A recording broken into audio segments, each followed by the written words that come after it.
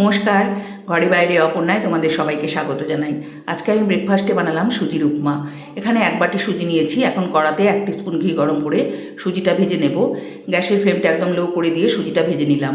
এবার কড়াতে দিয়ে দিলাম 2 টিস্পুন ঘি। তোমরা এখানে ঘিয়ের পরিবর্তে সাদা তেলও দিতে পারো। নিয়েছি খানিকটা কাজু বাদাম আর চিনি বাদাম, এটা ভেজে তুলে নিলাম। এবার কড়াতে দিয়ে দিলাম 1/2 টিস্পুন কালো সর্ষে। এটা ফুটে উঠেছে। এর মধ্যে দিলাম 1 টিস্পুন ছোলার ডাল বা চানা ডাল, 1 টিস্পুন বিউলির ডাল বা উড়দ ডাল, দিয়ে দিয়েছি 1/2 টিস্পুন গোটা জিরে, দিয়ে দিলাম খানিকটা কারি পাতা।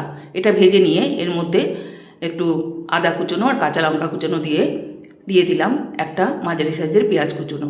এটা একটু ভেজে নিয়ে এর মধ্যে কেটে রাখা সবজিগুলো দিয়ে দিলাম, গাজর, বিনস, ক্যাপসিকাম আর কড়াইশুঁটি, দিয়ে দিলাম অল্প একটু নুন। এখন এটা মিশিয়ে নিয়ে 5-7 মিনিটের জন্য ঢাকা দিয়ে দিলাম। 5-7 মিনিট হয়ে গেছে, ঢাকাটা নামিয়ে দিয়ে দেখে নিলাম সবজিগুলো সেদ্ধ হয়ে গেছে। এখন এর মধ্যে ভেজে রাখা সুজিটা দিয়ে দিলাম।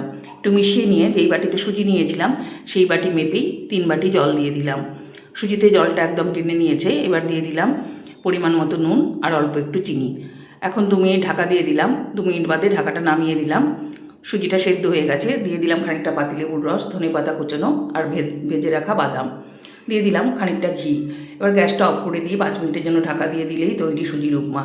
এই রেসিপিটা ভালো লেগে থাকলে লাইক, শেয়ার, কমেন্ট করে আমার চ্যানেলটিকে সাবস্ক্রাইব করে দেওয়ার অনুরোধ রইল।